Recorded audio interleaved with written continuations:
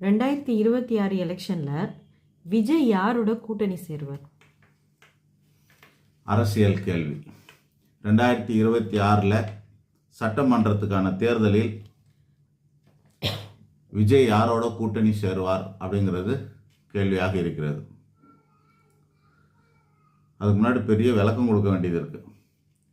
முதல்ல சிஎம்மா அல்லது பிஎம்மா, இந்த எலெக்ஷன் யாருக்கான எலெக்ஷன் அப்படின்னா இது சிஎம் தேர்ந்தெடுக்கிறது. சட்டசபைங்கிறது முதல்வரை தேர்ந்தெடுப்பதற்கான தேர்தல்.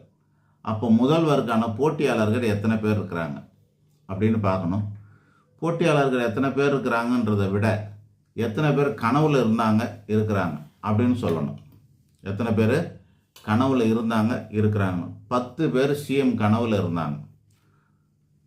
எடப்பாடியார், ஸ்டாலின், சீமான், விஜய், அண்ணாமலை, அன்புமணி, ஓபிஎஸ், சசிகலா, தினகரன் மற்றும் பிரேமலதா, இந்த மாதிரி ஒரு 10 பேர் சிஎம் கனவுல இருந்தாங்கன்னு வச்சுக்கோங்க. சிஎம் கனவுல பிரேமலதாலாம் இல்லை, அதெல்லாம் விஜயகாந்தோட முடிஞ்சு போச்சு. இருந்தாலும் ஒரு 10 பேர் இருந்தாங்கன்னு வச்சுப்போம்.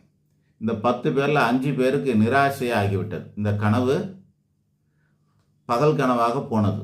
யாருக்கு போனது அப்படின்னா பிரேமலதாவுக்கு போயிடுச்சு, சசிகலாவுக்கு போயிடுச்சு, ஓபிஎஸ்க்கு அந்த கனவும் போயிடுச்சு, கலந்து விட்டது.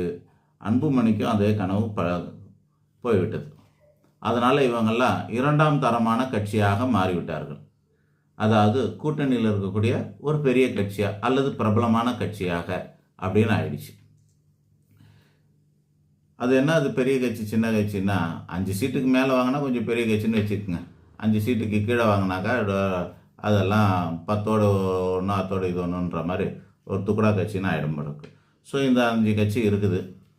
இவங்களுக்கு 5 கட்சியில் இப்போ 5 சீட் தருவாங்களான்னா ஓபிஎஸ் தனியாக நின்னா கிடையாது, தினகரன் தனியாக இருந்தால் கிடையாது அப்படின்றது தெரிஞ்சு போச்சு. இருந்தாலும் இதுக்கு தருவாங்க.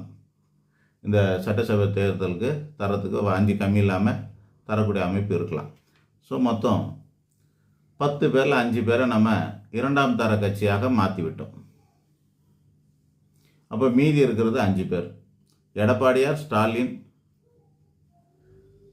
ஸ்டாலினுக்கு அப்புறம் விஜய், சீமானு அப்படின்னு அப்புறம் அண்ணாமலை, இந்த 5 பேர் இருக்கிறாங்க.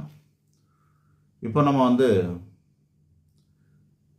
ஒன்றா நம்ம ரிமூவ் பண்ணால் தான் யார் வருவாங்க என்ன வருவாங்கன்னு தெரியும். அப்புறம் அவங்களோட எண்ண ஓட்டங்கள் என்னன்னு தெரியலாம். பிஜேபி அண்ணாமலையோட எண்ண ஓட்டம் அப்படின்னா அவருக்கு சிஎம் ஆகணுங்கிறதுல எண்ணம் இருக்குது, அதுக்கான தகுதி இருக்குது.